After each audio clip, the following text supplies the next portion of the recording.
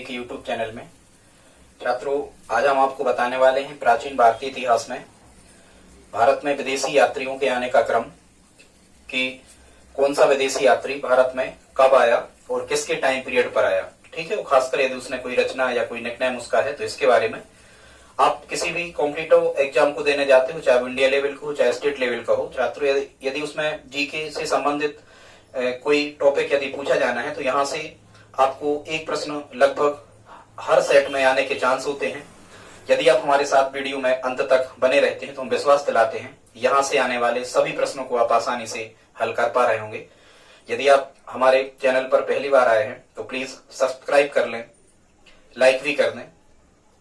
तो ठीक है छात्रों, आइए देखते हैं भारत में जो विदेशी यात्रियों के आने का क्रम रहा, इस पे भी आज हम चर्चा करने वाले हैं। और कौन से विदेशी यात्री चीनी हैं, कौन से अरबी हैं, कौन से फारसी हैं, ठीक है, इस प्रकार से भी हम आज इस वीडियो में आपसे चर्चा करेंगे। तो छात्रों देखते हैं, सबसे पहले तो हमने यहाँ पर कुछ ट्रिक लिख रखी हैं, इनको देख लेते हैं। पहली जो ट्रिक है वो हमने यहाँ पर लिख रखी है चीनी यात्री। तो चीनी यात्री भारत आए, इसके बारे में आपको हम पहले बताते हैं। तो इसकी हमने ट्रिक लिख रखी है चीनी यात्रियों की, जैकलिन संग चीनी यान में।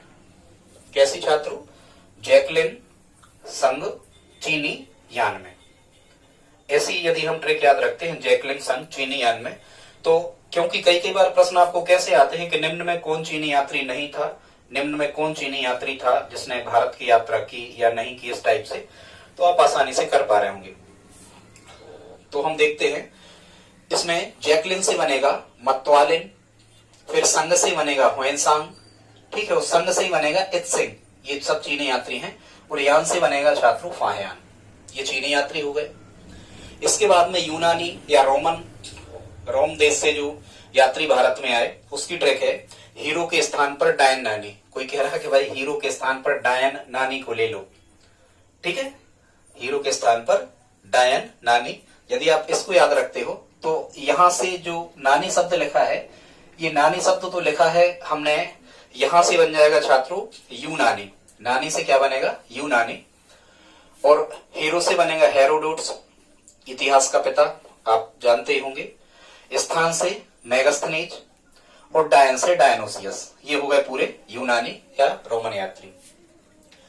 इसके बाद में यहाँ जो अगली ट्रैक है, ये फारसी या फारस देश से, फारस तरफ से आने वाले जो यात्री थे, देश नहीं, फारस की खाड़ी तरफ से जो आने वाले यात्री थे, उसकी ट्रैक है फिर अहमद फटीवर्नी लाए, फिर अहमद फटीवर्नी लाए। छात्रों, यहाँ फिर से बन जाएगा या तो फिरदौसी या फिर से फारसी भी कह सकते हैं आप, ये फारसी या, ठीक है। तो यहां से हम कहेंगे, या फिर यहाँ ये फटी शब्द लिखा है, इससे हम कह सकते हैं कि फारसी, ठीक है। तो फिर से फिरदौसी, अहमद से अली अहमद, उबरनी से जियाउद्दीन वर्नी। छात्रों, ये कहाँ के यात्री थे? ये फारसी यात्री थे, ठीक है। इसके बाद में अरबी यात्री जो अरब देशों से आए, उसकी ट्रिक है अरे माना किताब भर गई, अरे माना किताब भर गई। यदि आप इतना याद रखते हो तो अरे से समझ जाना कि अरबी, अरे से अरबी, माना से सुलेमान, ठीक है, किताब ऐसे ही लिख दिया। और बर से क्या बनेगा छात्रों? अलवरूनी, ठीक है। तो यदि आप 3-4 ट्रिक्स को याद कर लेते हो, इतना तो मेमोराइज हो ही जाना चाहिए, ज्यादा कुछ बड़ी है नहीं ट्रिक। तो आपको यहां से ये क्लियर हो जाएगा कि कौन सा विदेशी यात्री किस देश से आया, या वो कौन सा था, फारसी था, अरबी था, चीनी था या यूनानी था, ठीक है। इसके बाद में अब हम देखते हैं इन जो खास, देखो विदेशी यात्री तो बहुत सारे यात्रियों ने भारत की यात्रा की, पर हमारा आज का जो उद्देश्य है, हम आपको केवल ऐसे यात्रियों के बारे में बताना चाह रहे हैं जो एग्जाम रिलेटिव हैं, जहां से क्वेश्चन बनते हैं। देखे हैं हमने क्वेश्चंस जहां से बनते हैं, हम उन यात्रियों के बारे में आपको जानकारी देना चाह रहे हैं। तो इसी क्रम में सबसे पहले है मेगास्थनीज। छात्रों, मेगास्थनीज, वैसे ही अपन कहते हैं मेगा स्थान, मतलब बड़ा स्थान। तो ये जो मेगास्थनीज आया था, इस यदि कभी प्रश्न आपको ऐसा आता है कि सबसे पहले भारत आने वाला विदेशी यात्री, तो मेगास्थनीज ही आपको लिखना है। ये आया था 304 ईसा पूर्व से 299 ईसा पूर्व या बीसी तक ये भारत में रहा, और लगभग ये 5 से 6 साल का समय हो जाता है, 5 से 6 साल के बीच भारत में वो घूमता रहा।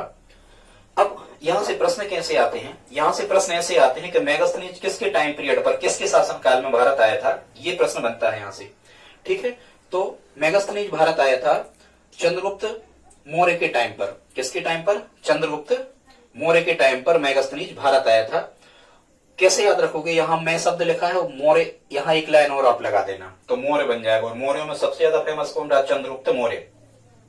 ठीक है छात्रों, चंद्रगुप्त मौर्य के समय में मेगास्थनीज भारत आया था। ये यूनानी व्यक्ति था और ये सेल्यूकस निकेटर का राजदूत था।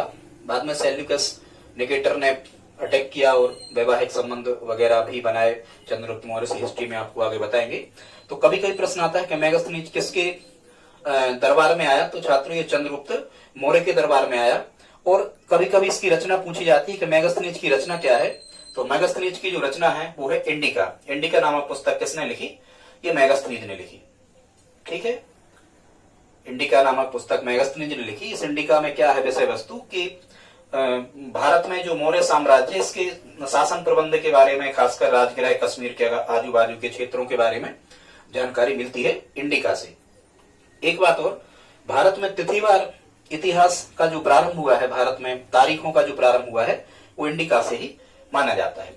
ठीक है छात्रों, तो आपको याद हो जाएगा मेगास्थनीज यूनानी राजदूत था और ये चंद्रगुप्त मौर्य के, यहीं से पकड़ लेना, मौर्य यहीं लिख लेना, चंद्रगुप्त मौर्य के टाइम पीरियड में भारत आया था।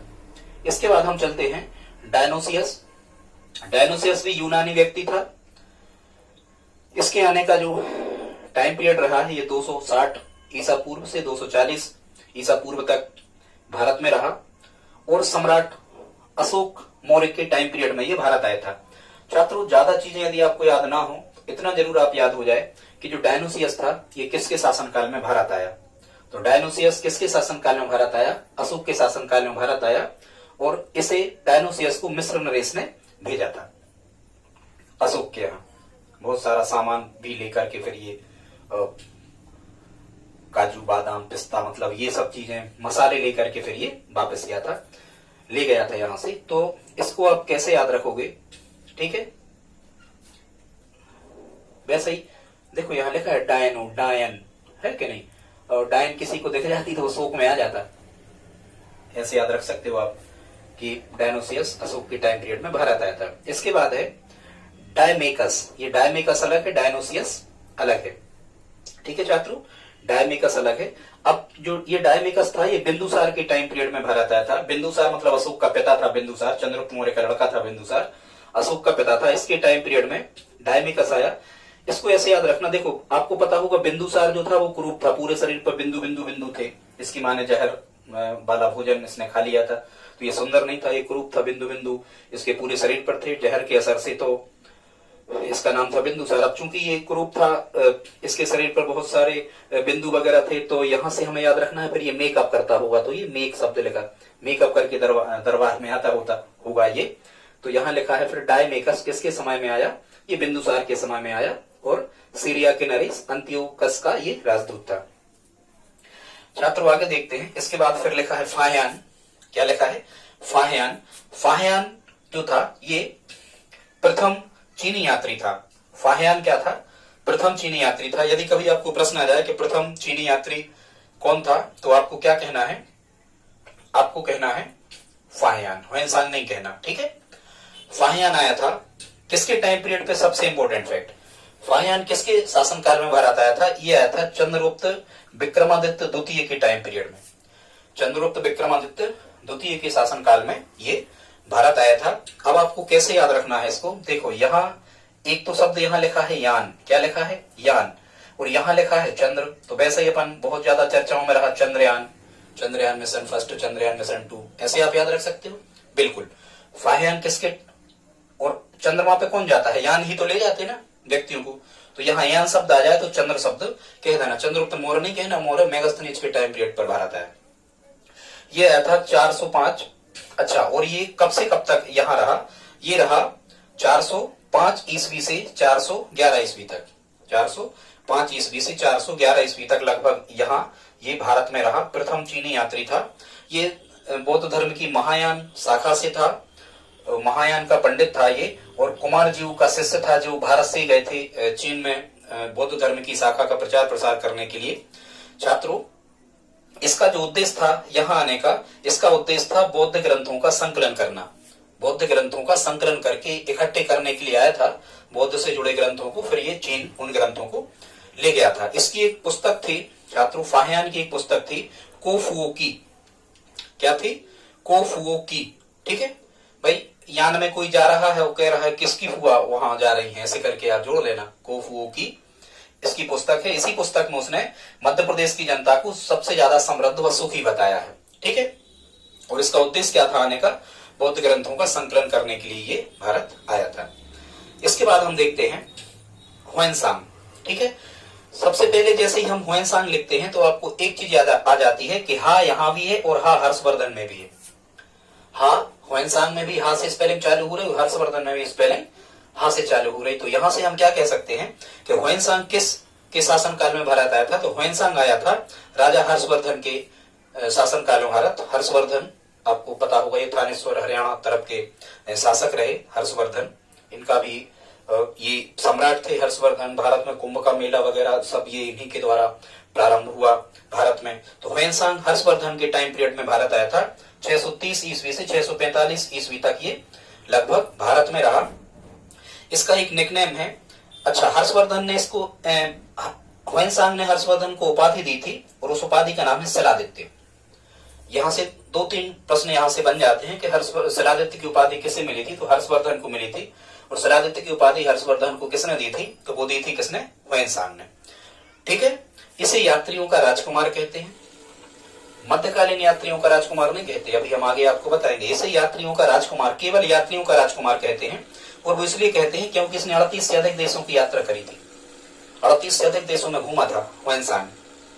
ठीक है, और भी ह्वेनसांग की भी बहुत सी उपाधि हैं। इसे शाक्य मुनि भी इसे कहते हैं, और नीति का पंडित भी, शाक्य मुनि और नीति का पंडित भी कहा गया है ह्वेनसांग को। 6 वर्षों तक लगभग ये यहाँ भारत में रहा। लगभग 6 वर्षों तक भारत में रहा।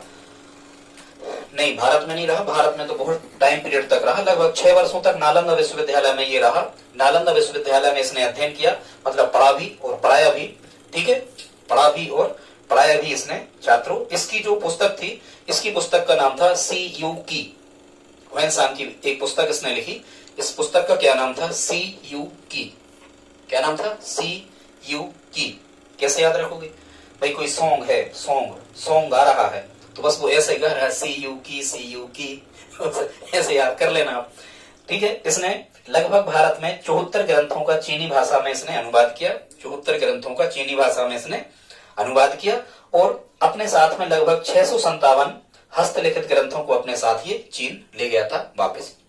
ठीक है, तो इतनी चीजें यहां से बन जाती हैं ह्वेनसांग से।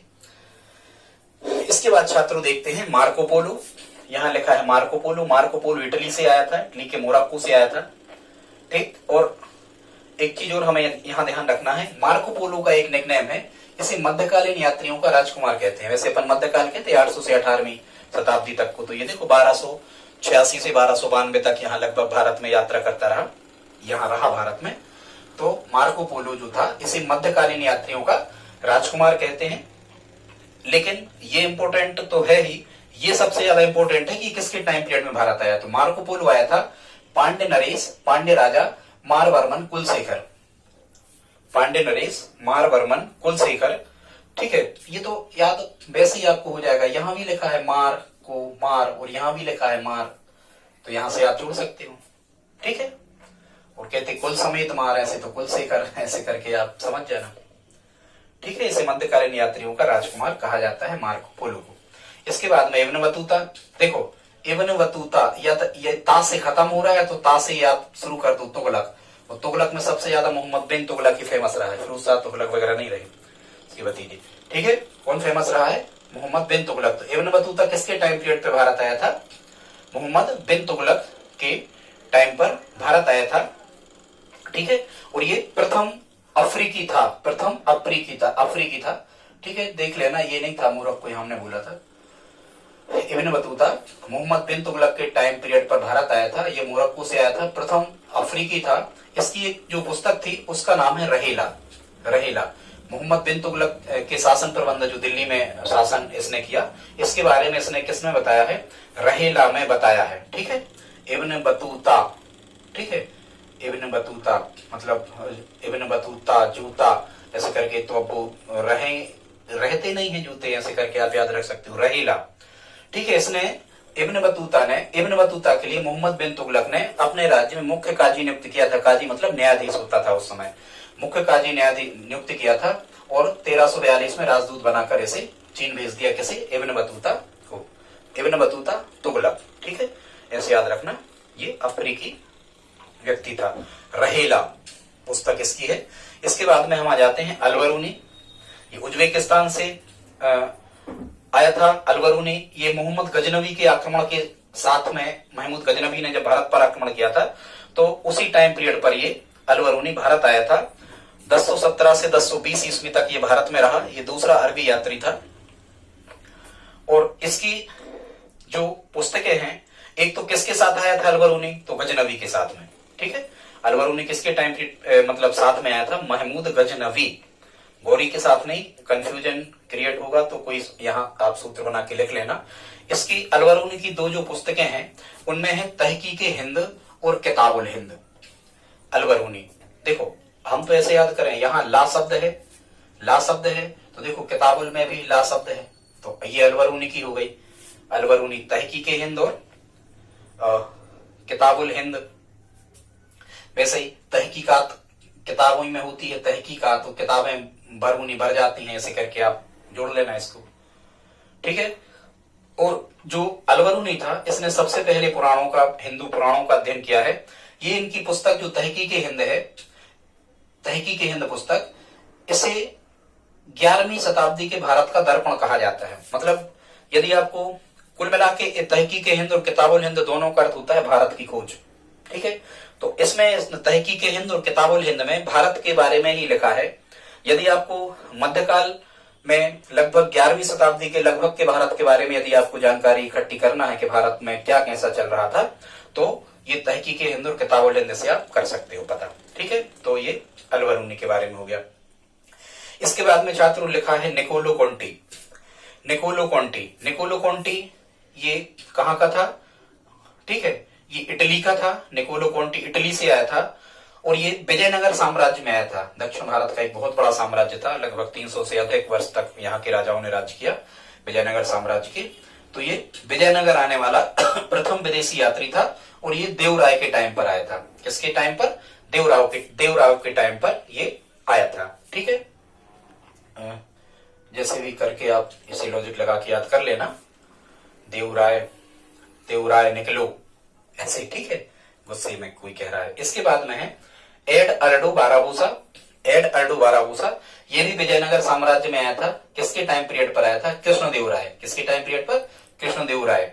ठीक है, केवल आपको कृष्णदेव राय इतना बस आपको जोड़ देना है, बाकी ये निकोलो कोंटी और एड अर्डो बाराबूसा दोनों उसी के टाइम पीरियड पर आए। ठीक है, इसके बाद में यहां लिखा है अलमसूदी।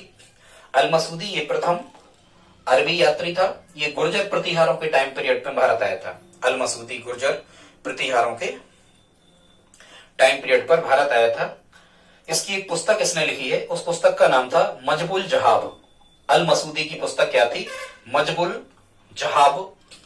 इस मजबुल जहाब में इसने भारत की भौगोलिक स्थिति के बारे में लिखा था।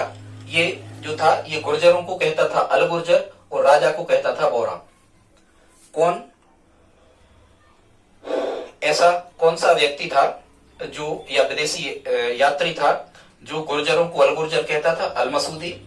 मजबुल जहाब किसकी पुस्तक है? अलमसूदी। और राजा को बोरा कौन कहता था? अलमसूदी। ये प्रथम अरबी यात्री था।